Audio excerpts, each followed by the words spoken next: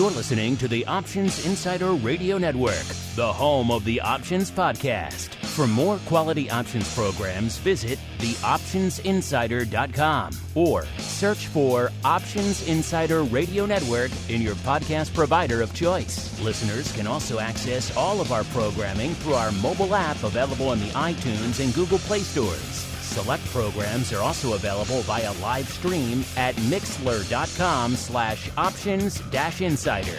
That's mixlr.com/options-insider. Don't forget to follow along with your favorite programs and submit your own questions for the hosts at twitter.com/options, stocktwits.com/options, facebook.com/theoptionsinsider, or via questions at theoptionsinsider.com.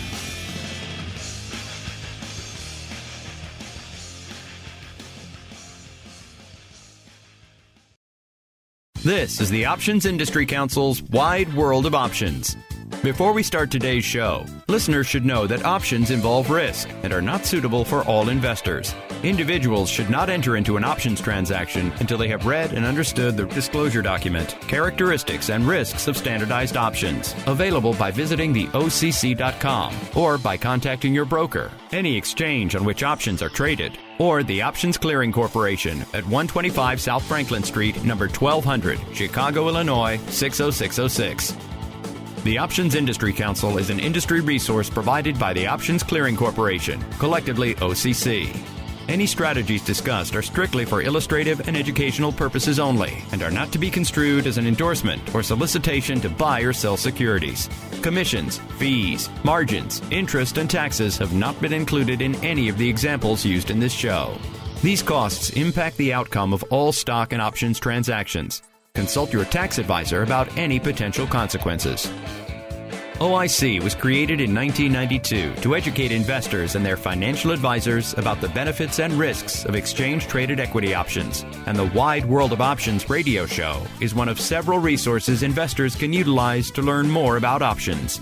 Other resources OIC offers include webinars, articles, and self-guided options-related coursework. For more information, check out www.optionseducation.org. Now, here's your host, Mark Benzaquen.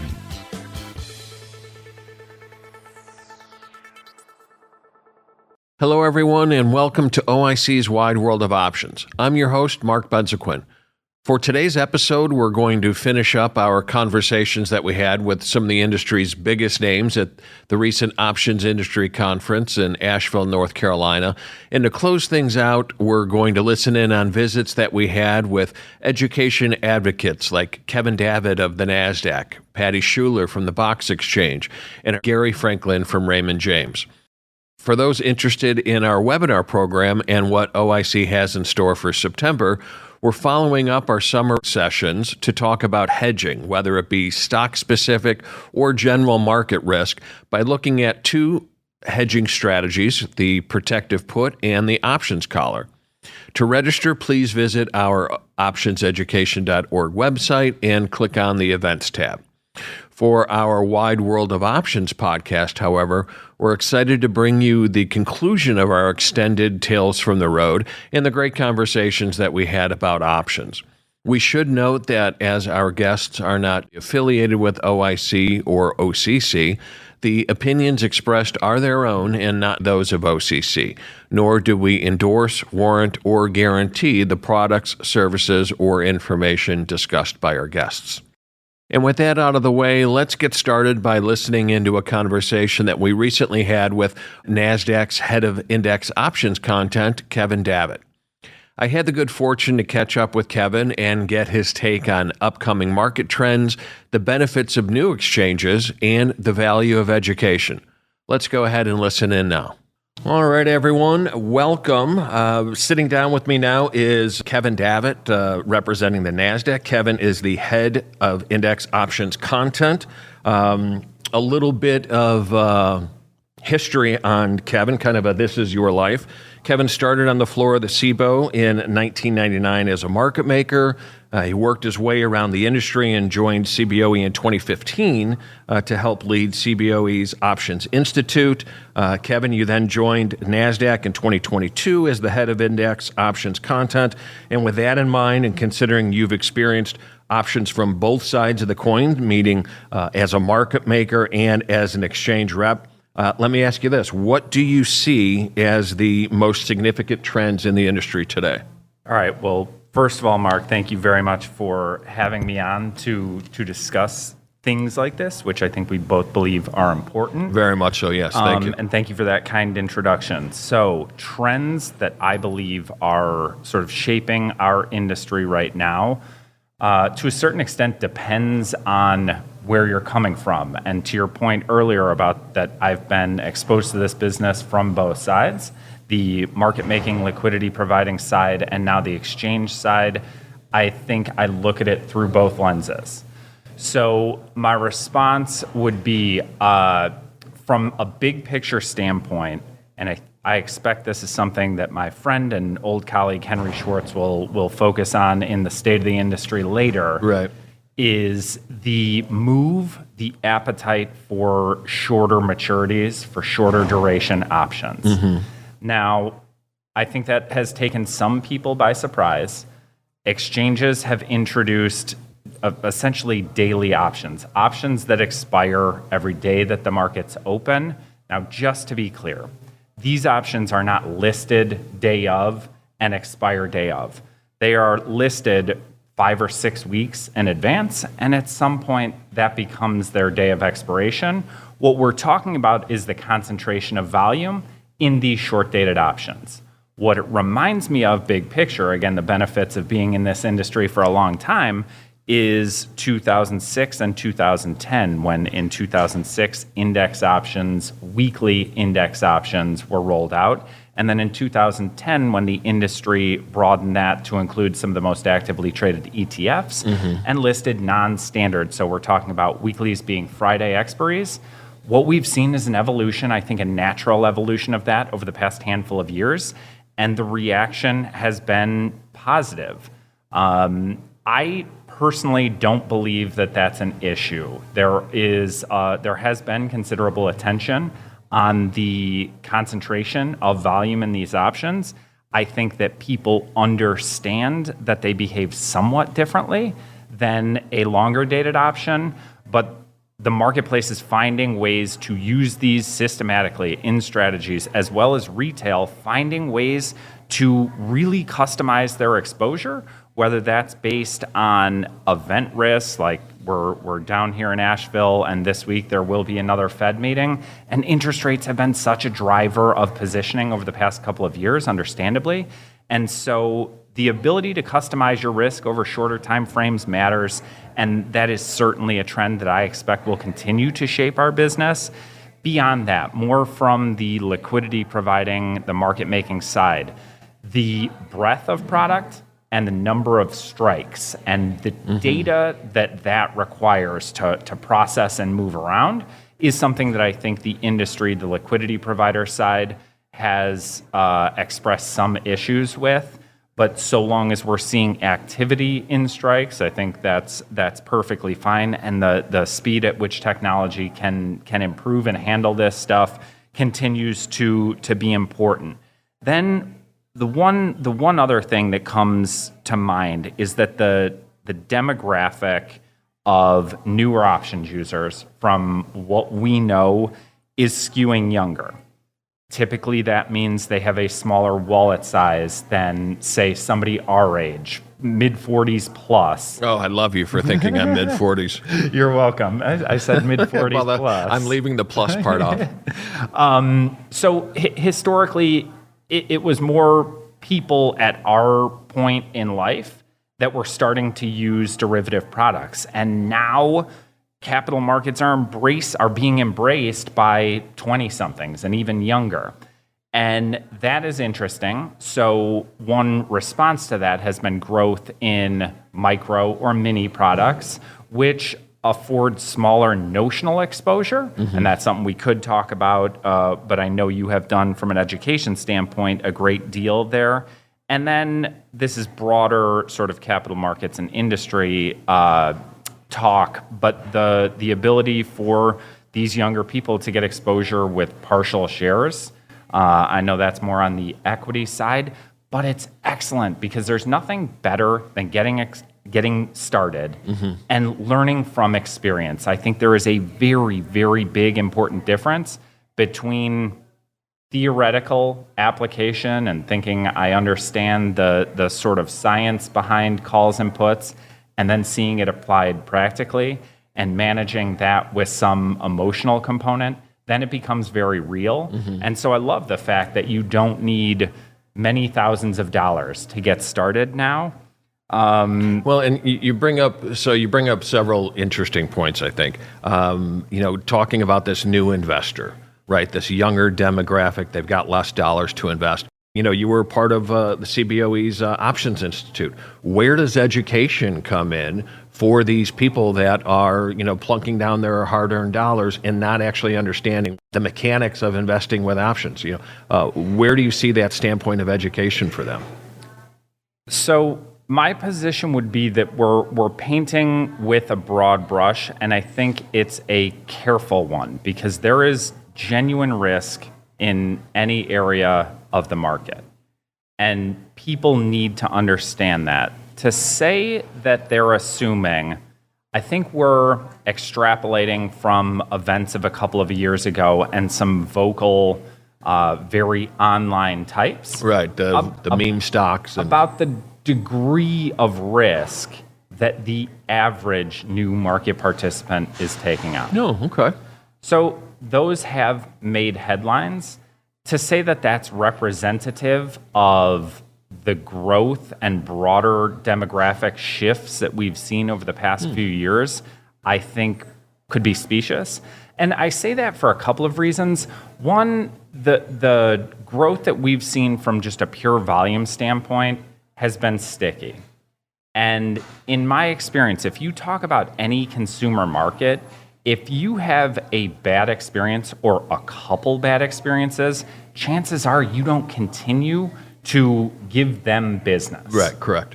And so we have not seen a drop-off from 2021 or 2022, some period over the past 4 or 5 years where that real significant volume growth started. Now, to the point on education, I am skewed by my age in this conversation, and it is so available that I think to make an argument that you are not informed just shows a willful ignorance to a certain extent, because if we talk about joining this business 25 years ago, and the only exposure I had at that point in time was very limited and in an academic setting. And then I learned in the real world, like I kind of assume was the case for you. And the real world will teach you quickly. But the availability of an updated OIC educational tools, the availability at the brokerage level, no matter your account size, these tools to understand what I consider the science of options markets, what calls and puts are, how they are designed to work, what those inputs are, what are influencing changes in the market, that is readily available. To not avail yourself of it and assume risk, maybe I'm a little cavalier here, but that's on the end user. Absolutely. So we have it readily available, and I think it is meeting new investors where they're at, meaning we have reshaped the way that we message about these tools with a younger demographic in mind. And so I am absolutely apprehensive to paint this as younger people assuming greater risks and being cavalier. I say that because we have seen sticky volumes, and I think that continues to be the case across demographics.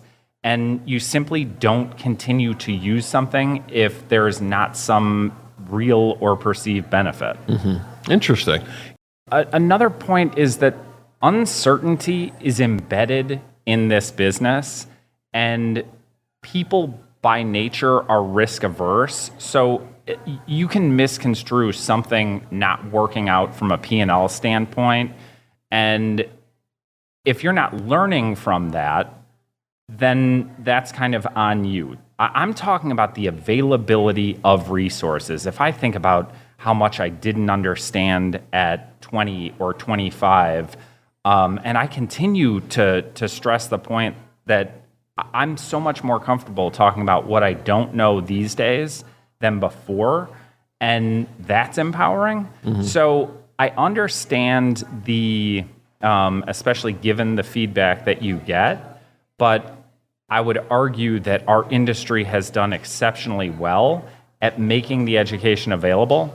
Well, Kevin Davitt from the Nasdaq, head of index options content. Really appreciate you sitting down with us and talking. Thank you so much. Thank you for having me. I loved it, Mark. Thank you. All right. Thank you, Kevin.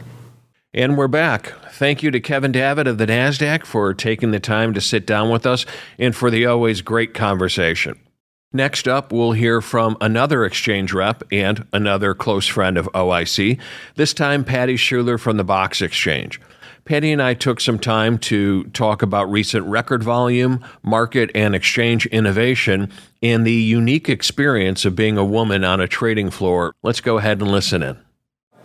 All right, everybody, we are back, and joining me now is Patty Schuler of Box Options Market, where she is a Senior Vice President of Business Development. Patty got started back on the floor of the CBOE back in 1986. She moved into the clearing side a little bit later, started with CBOE as a Director of Business Development in 2004, and then she transitioned to the Box Options Market back in 2011, like I said, where she is now currently a Senior Vice President of Business Development. Patty, I really appreciate you taking the time to sit with us today. Thank you. Well, thank you very much for having me. I appreciate it. Yeah, very good to see you. Let me ask you, some of the panels that we've been listening to today and yesterday were focused on options volume. Obviously, the explosion of options volume over the last decade or so, and significantly record trading volume over the last couple of years. So more people are turning to options. And my question to you, to get your opinion as somebody from the exchange side, is, what do you think that, what is the impetus for this new levels of volume? What is attracting people to the market? There's a few things, and I think first and foremost is education. Okay. And when I first started in this industry, the only way to really learn about options was to go down to the trading floor, have a broker or a market maker teach you the basics, and you kind of were trial by fire, essentially, at that point in time. As nowadays, individuals have the ability to utilize their clients' or their firm's tools for education. They have real-time access to graphs, volumes, being able to see what the markets are doing. The best resource, in my opinion, is the Options Industry Council. They've been around for 30 plus years. I've had the privilege of being on the OIC roundtable for my tenure at Box, and I've just seen the huge amount of outreach in terms of getting the public educated on options, being able to trade the product responsibly. And that, to me, is having the tools at your fingertips nowadays is tantamount in terms of the growth, the understanding, and the ability to trade responsibly. Right. So there's certainly more educational outlets out there for people to avail themselves of to learn about what they're doing, hopefully before they're actually doing it, but also the accessibility of the markets. It's, people, as you had mentioned, the technology, I remember back in the day, you used to see, stock quotes in the newspaper. Now, obviously, you can check out whatever you want on your phone. So you think the markets are certainly more accessible nowadays. Yeah, that was the ability to get an instantaneous fill Right. Versus when I first started on the floor, your turnaround time was an hour on a good day. Yeah. You'd send an order down, they'd get phoned to the floor, written up, handwritten. You're sourcing liquidity from the market makers in the crowd, and then you're getting your fill back. Plus, I will say that nowadays investors can trade with zero commissions. Yeah. Back then, it cost you. It was significant, It right. was significant, but spreads were greater then. We traded in fractions. Right. And the tightest market could be a teeny, so 6 Yeah. and a quarter cents. Yeah. So, and your commission could be $5. Yeah, and it's funny that you mentioned the fractions. I remember, I started on the floor in '97. It took me a while to start to, grasp adding and subtracting, those teenies.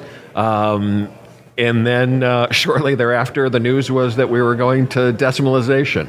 Yeah, that was a big change. Yeah, not only a big change, but I felt like, boy, I just wasted all my time and effort learning how to add 3/16 and 1 3/4 or whatever that may be. Right. Well, the real fun part of in the early days was being able to do hand signals. Right. So everything you did was hand signals. You're buying, you're selling, eighth, quarter, 3/8, Yeah. half. Right. I remember, the OEX back in the day, for Yeah. example, was, the largest, trading pit I've ever seen. 400 plus, market makers in there, support staff, et cetera. So to, speak to one of them on the other side to confirm a trade, yeah, you absolutely have to do all the hand signals. Yeah. Out trades back then were just a dime a dozen. Yeah. Now in the electronic world, out trades are non-existent for the most part. Yeah, that's a good point. So speaking of that, with the new technology, it certainly streamlined everything. In addition to technology, do you see other significant trends in the industry, something that will boost growth or maybe make the markets more accessible to the public? Yeah, from the exchange standpoint, the main area that we've been focused on over the last year and a half, 2 years, and we had looked at this previously in years past, is Flex. Okay. So we noticed a significant uptick in Flex options trading over the last several years. And for those of you that aren't familiar with flex trading, it's basically just a customized option contract. You can select your exact strike price, whether the settlement is going to be AM or PM based, et cetera. Exactly. So we've seen a lot more of that. In fact, from 2022 to 2023, volumes essentially have doubled in Flex. So we had started our efforts back then from a technology development standpoint at the exchange, as well as writing the rules. There hadn't been a Flex rule approval in a very long time. Mm-hmm. Okay, excellent. So we're looking forward to launching Flex. Obviously, there's been a lot of talk about the ETFs, all the new ETFs in the marketplace, and investors being able to trade those products. The other trend that we've seen is obviously the move to shorter dated options, the weeklies, and now there's talks of potentially dailies, moving into the listed names. Right. So that's another area. I think there's challenges there, but it's something that everybody's looking at, and we've always been able to work through the challenges. So I think that's something to look at as we move forward in our space. Mm-hmm. I was interested, Henry Schwartz, who, I know a good friend of yours. Henry gave a presentation yesterday, the, state of the market that, everybody looks forward to. And speaking of ETFs, the growth over the last several years in ETFs was really, really remarkable. And at the roundtable meeting that we had the other day, he said something that didn't really click before he had mentioned it, but some of these ETFs, for investors that maybe don't want to trade options or maybe don't have the approval to trade options, some of these ETFs actually act like an option itself. Yeah, so that's, another way for them to be able to trade and get their feet wet. Right, more accessibility. Yep. Yeah, interesting. Exactly. So, back with technology from an exchange standpoint, how does that drive innovation, do you think? So from an exchange standpoint, technology plays a huge role. Certainly. Huge role in innovation, especially for us. We talk to our clients all the time. So we are always asking them, hey, how can we do things better? How can we introduce a new product or optimize what we've currently got going on? We tend to do what I'll call superficial refresh of our matching engine and the network and the technology in the background every 5 years. Okay. So, and even sooner on some certain segments. So that allows us to be able to manage risk in a better way for our participants. Market makers need that risk management tools that the exchange has so that they can get out of the way in case of some market event. There's a lot of geopolitical tensions. Absolutely. Huge market moves on single names. From a tech standpoint, if you can't handle that, you're not going to be in business much longer. Right. So, and we've been able to, in a testament to our industry overall, not just Box, but all exchanges in the clearinghouse, we're all moving into better technology, better ways of doing our business, and it's only going to get better and bigger, in my opinion. Okay, and so getting better and bigger, that also applies to trading platforms. How do you think that the evolution of trading platforms, again, it used to be you would call your broker on your phone and you'd ask for a market, and as you had mentioned, it may be 15 minutes or it may be a couple hours before you know if you're filled. Now it's instant in the palm of your hand on your cell phone. Obviously, that's had a impact on market participants. It also, again, goes back to the making things more accessible. Yeah, so tremendous uptick in, right. The evolution. It's night and day. 100%. And the evolution of the technology, the process was, as we both mentioned and are familiar with, was handwritten. Things were not done electronically. And I remember being on the floor of the CBOE, we were the first floor to have a handheld. Right. Not every market maker or trader had a handheld, and I, at the time, was doing stock layoff for my firm, and I was the clerk in the crowd for 10 market makers, and they needed to lay off their stock. And that used to be a phone call down to the New York Stock Exchange or Nasdaq, whatever the market was. The handheld came out, and I said, I want one of those. I want one of those because then I can more efficiently manage these customers' stock orders, be able to get them into a system more efficiently and an execution back. And it was a game changer from that point on. Yeah, certainly. Things just magnified. And, from the standpoint that when we do technology changes or when we look at technology, we look at it, how is it going to impact the future? We don't really do so much, it's the future growth is Okay. where we're generally going towards Right. in terms of technology or new product such as Flex, that's coming in the market for us. That was a super fun build, going through it and learning about it, and hadn't really been involved in Flex previously. Okay. So it is a learning experience for me also. And, I think that just makes you more valuable to, Certainly. Your team, your exchange, and your clients, where you can give them the knowledge that maybe they don't have either. Right. Okay. That sounds great. Yeah, Patty, that's excellent. Thank you. Here's something that just popped into my head, and I hope it's okay that I ask this. 1986, you started on the floor of the CBOE. I started, a decade later, but even a decade later, when I started, there were very few women on the floor. And the women that were on the floor at that time were more of a support staff, quote reporters, clerks, runners, things like that. Very few traders. You started 10 years before that, so I would imagine it was even more skewed back then. What, if you don't mind my asking, what was your experience like? Obviously, even as a man on the trading floor, you've got to have thick skin. You can't let things get to you. As a woman, how did you deal with that every day, waking up every morning and thinking, oh my gosh, what am I getting myself into today? Yeah, that is so.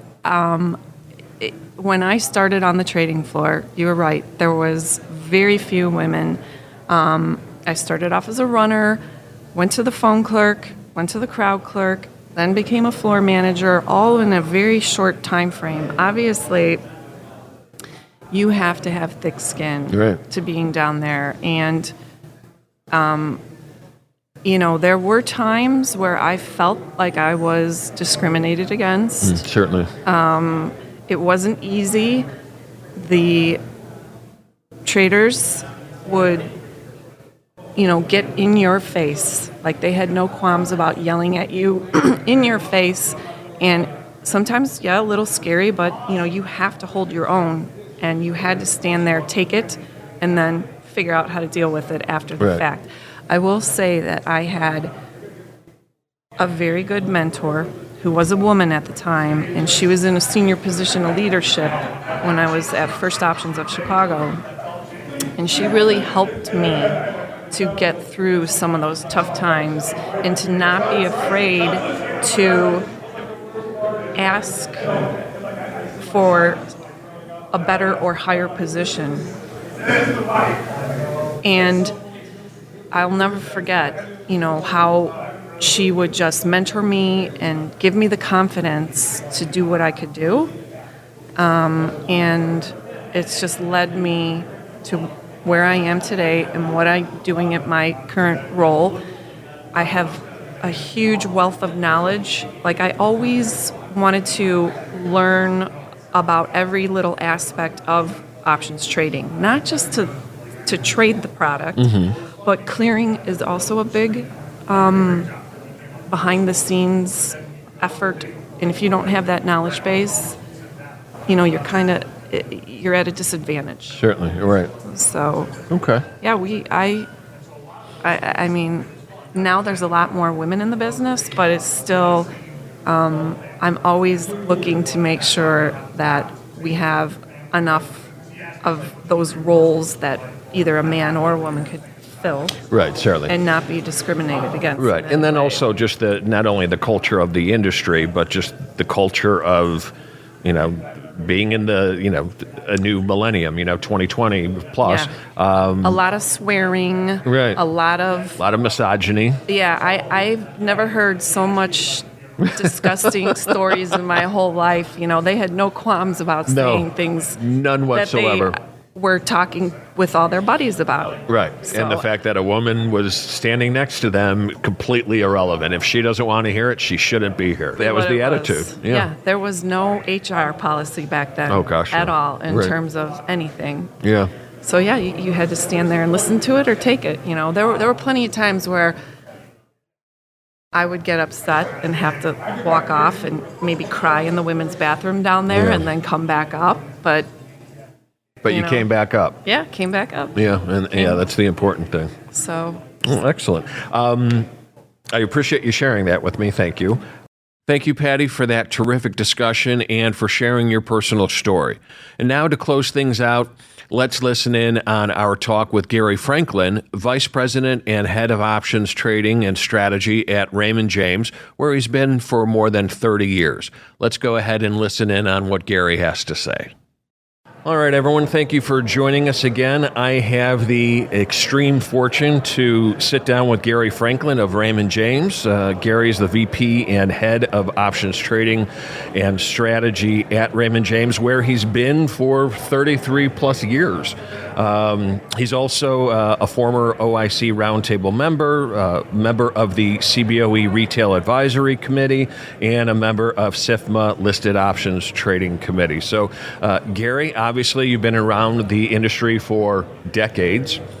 You've seen a lot of different comings and goings. Certainly, recent trading volume is something that we haven't seen before. Record trading volume of 11 and change billion contracts a year exchanging hands. So let me ask you this, with the obvious upswing in trading volume, to what do you attribute that increase? In other words, why are people turning to options? So, from my seat, I see that we're at new levels, right? Coming through COVID, we saw that people had more time, even though they were supposed to be working. They most likely were. We'll just go with that. But they discovered that the technology was at their fingertips, right? So they had the ability to decide what they wanted to do, and were educated in the strategies that were available. And I think that's really what's pushed the growth from the pure retail side. Now, from the brokerage side, we've seen a massive growth in the asset management side of the business, the cover call writing programs, like our parents, they need income, they're in retirement. Well, what better way to do it than overlaying options in their portfolio? They can add another 3, 4, maybe 5, 6%, and potentially reduce their risk as well. So we've seen dramatic growth within my firm. Okay, so people are turning to options, you think, because of the variety of products, the what options help us do in terms of objectives. You had mentioned income, capturing that premium income, and then technology. I completely agree. The markets seem to be much more accessible now than they ever have been before. So with that in mind, what do you see going forward? Significant trends, opportunities in the business, et cetera? For me, I think we're probably going to plateau a little bit, but plateau at these amazing levels. And then the next leg up will be hopefully more opportunities. I'd like to see more stock splits. Okay. Right? Why is that? Let me interrupt you for a second. Why do you think stock splits is important? You look at, let's take a stock like Walmart. Okay. Right? But you think about Walmart versus Amazon. Well, why is Walmart not in the same category? They're trying to catch up. But more recently, Walmart did a 3-for-1 split. So if you're a small investor and you wanted to own Walmart, but you're like, wait a minute, to buy 100 shares, I need $18,000. Right. To get, and then thinking about from our space with the option market, to have 100 shares, you can only trade one contract. Well, they did a 3-for-1 split. That brought that price from $180 down to $60. Now, you can buy 100 shares more realistically, or you can trade those contracts. Now, obviously, I should preface that we're not making any recommendations or commentary on any of these specific stocks, other than just using, common tickers that people might be familiar with. Yeah, I mean, historically, when a stock rose above $80, the studies say it's time to split, right? And the reason why they want to split, it doesn't change the value of the company per se, but if a company believes in themselves and says, we think our future potential is great, that's where they're encouraged to do it. And then on the back end, it helps the small investor feel like they're more involved with the company by having the shares. And it opens that accessibility. Like you had said, buying 100 shares of a $3,000 stock isn't attainable for most people. Correct. Yeah, I get that. Thank you. So that's one trend that you see, potential, stock splits on the horizon for more expensive shares. Right. What else do you see coming up? I'm using AI. Even for myself. As someone that is more and more in my career less about necessarily about the trading and more about the education. and presenting on the road and learning how to write better and think more efficiently, I think that's going to be a big lift for our industry as well. Yeah, it was interesting to hear some of the panelists today and yesterday as well talking about how they've been using AI for years and years in certain back-end situations, but bringing that to the forefront going forward. Yeah, I think it's a very exciting time to see how that might transpire. Yeah, and I mean, just thinking about from when I started trading myself, and when I was in my early 20s, and you didn't have access to research. The markets, you weren't sure how big the market was. First it was like good for 10 contracts maybe, and if you're trading 50 or 100 contracts, you just didn't know what was going to happen, and to make a profit, the spreads were 50 cents wide if you're lucky. So you're buying at $1, and then you got to pay commission and all that kind of stuff on top of it, and then you got to get to the other side of the spread to even consider making a profit. The concept of very low or free commissionless trades, the access to all the technology to make sound decisions is it's just I'm envious of that the next generation that's coming. You wish in. You wish that you had all these tools at your disposal. Way back when. Yeah, certainly. Definitely, and and as of late for me, I've been on the road presenting for the last several weeks and talking about different strategies. For us, it's more about, the market has done very well the last fall, but keep in mind, if you didn't own the Magnificent Seven and a couple of those extras, you had a good year, but you didn't have a great year last year, right? But let's say you did, and maybe you should consider putting on a collar, right? And discussing with the clients, okay, you've done really well. The stock has tripled in the last year. And these are big name companies that have real earnings behind them. But don't you want to go to sleep tonight knowing protect some of that investment, protect some of the downside, and understanding that concept of, okay, if you sell a call above the market, the negative of it is you're giving up some upside. But if you're more inclined to have peace of mind to go to sleep tonight, you could take that money of selling that call and buying that put protection below the market, right?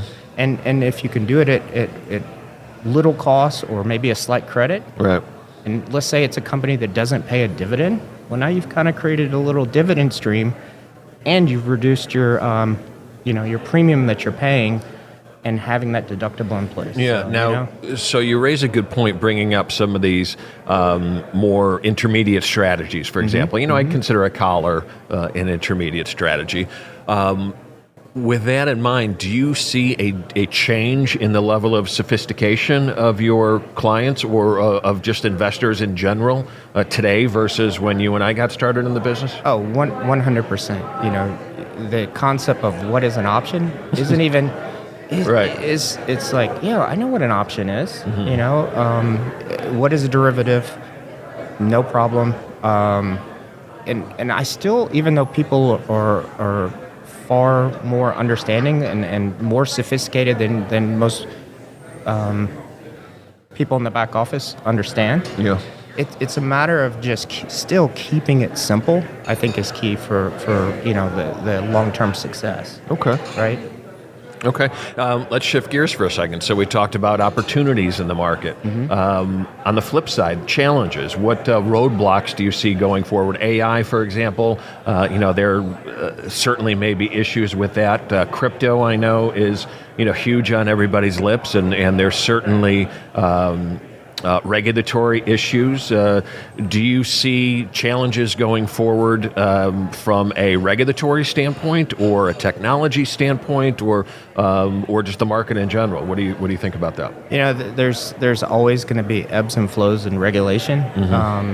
Things get tighter, then they loosen up, and then people take advantage of it, and then it gets tighter again. So it's always going to be part of the conversation. But my main theme that I see over my career is technology has been freeing. It's leveled the playing field. It used to be if you weren't on the trading floor, you didn't have that edge.